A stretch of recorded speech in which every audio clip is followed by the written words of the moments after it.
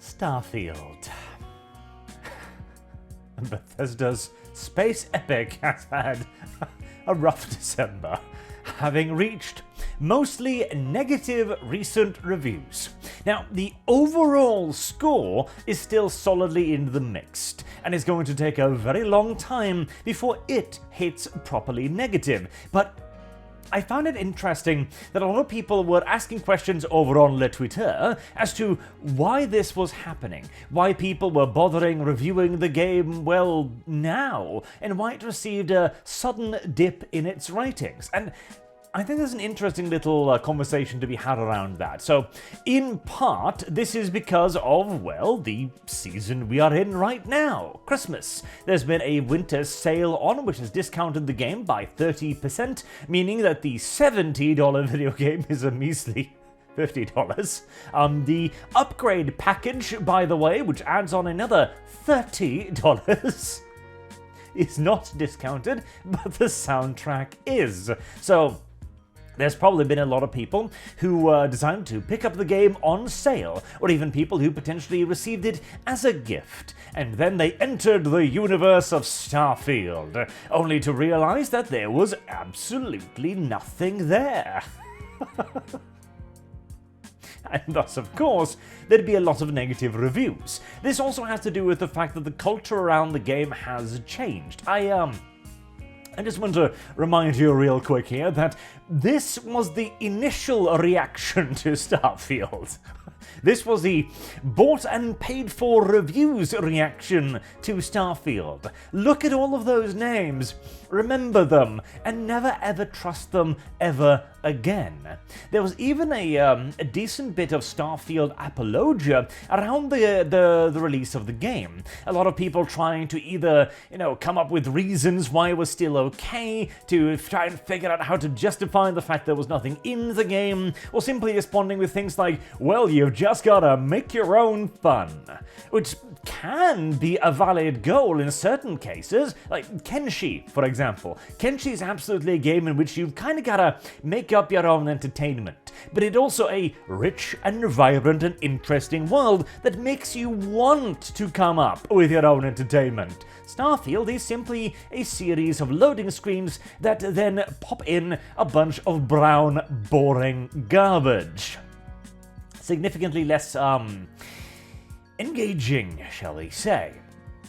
There is also the fact that this is our one and only real tool to strike out against companies like this. So, the old adage like, hit them in the wallet where it hurts, was essentially made utterly and completely outdated by the fact that companies became so large, so rich, reached so many customers that any form of a boycott on an individual level was pointless, obviously, but even then a boycott on a community level was essentially pointless. Even if you could get 100, 200 people together to go, we're not going to buy this, you make up less than a percentage of the total sales. 0.0 something.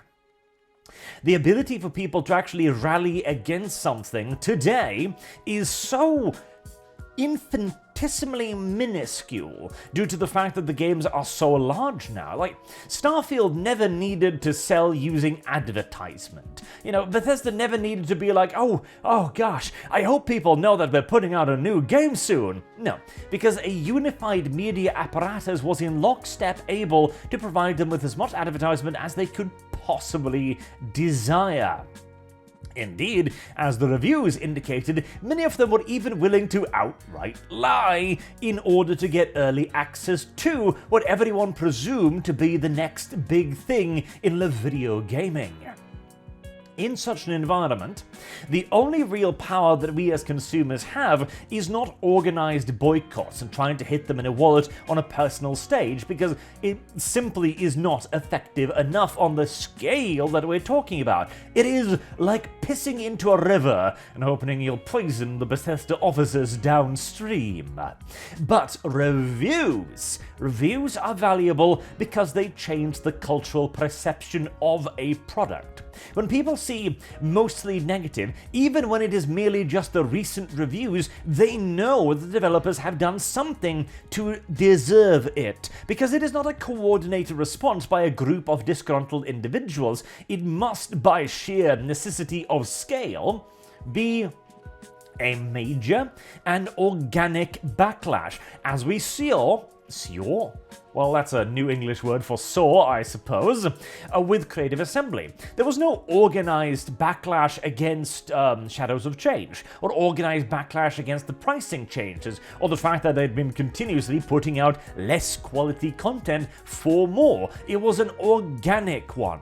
And obviously part of that organic backlash is in and of itself organized, like people like me talking about it, of course, but largely it is a lot of people agreeing in an organic fashion to put out a beacon of light there to show everybody else that, yeah, no, this is bad. They've done something bad. You should click on the largely negative tab to see exactly what bad thing they have done. And this is also why reviews that aren't topical, shall we say, are entirely decent and okay. You could argue, for example, that a video game should only be reviewed based on its merit, right? And since Starfield hasn't changed, it's still the same old garbage, surely it shouldn't be getting mostly negative reviews now, because it's not like the game has gotten worse, right? Well, that might be true, but the fact that it hasn't been made better either, the fact that people have now given the game a chance, they've given Bethesda opportunities to patch it, to announce DLCs or expansions or some way to improve upon the product, and they haven't.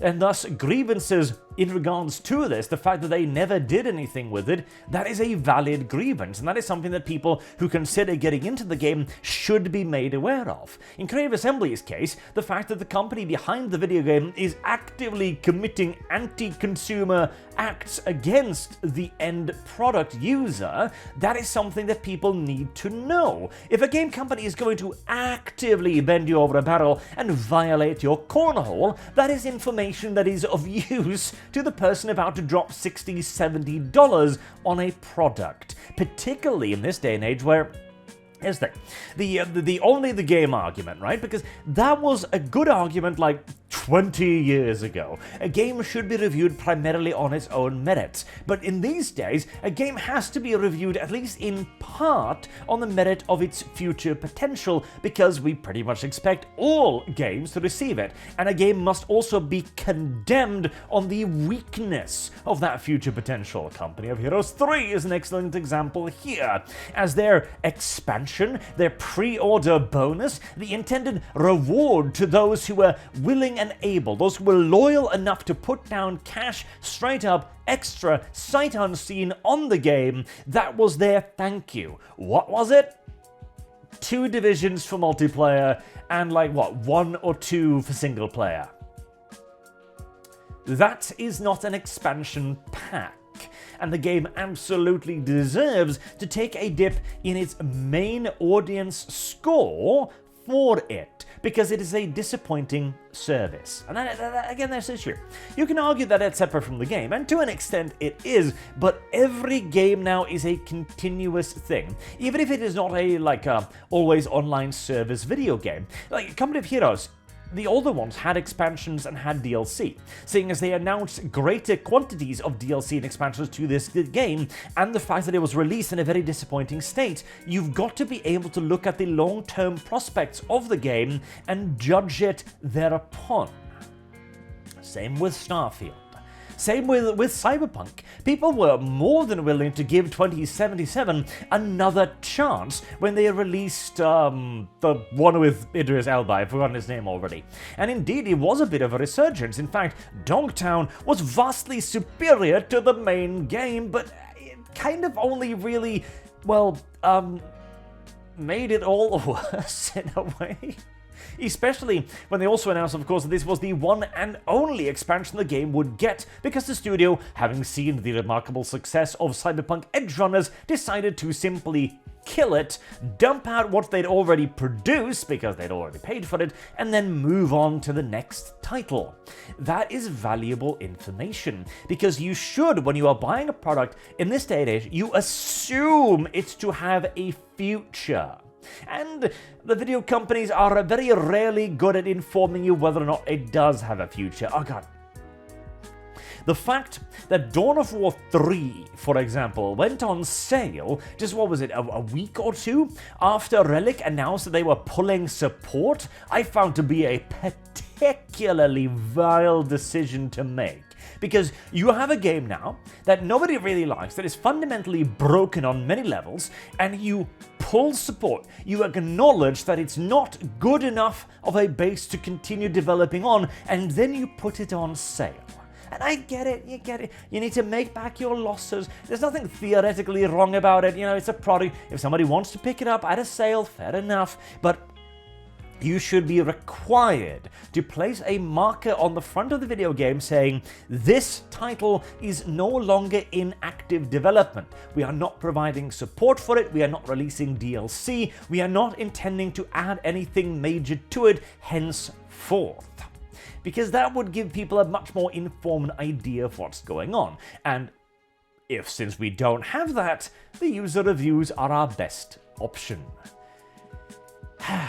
And hey, in the case of Starfield, I also do believe that there is a great deal of just simple disappointment at play as well. People who entered into it and were genuinely confused, like, why isn't this good? Why am I not having fun? I loved Skyrim, I loved Morrowind, I loved Oblivion, whatever. Why is this garbage? Because that happens on occasion. People, especially who are new to a genre or a company style of developing games, they get used to that certain level of quality, then they enter into a bad one, and they're just kind of looking around confused. Why am I not having fun? Oh, that's a good question, Bethesda. One that you should probably mull over before your next installment, I hope. Even if my expectations for the Elder Scrolls are, well, mixed at the moment, just like Starfield's ratings. And it's much, much deserved, mostly negative. Hopefully it'll be eroded even further so that we get an actual, mostly negative on the main review score side as well. That would be justice. That would be justice, I think. Anywho, a little bit of a side rant about something I found interesting, so until next time, I have been Arch, thank you all very much for watching, and I do hope to see you all again. See. English is a difficult language. All again soon. Have a good day.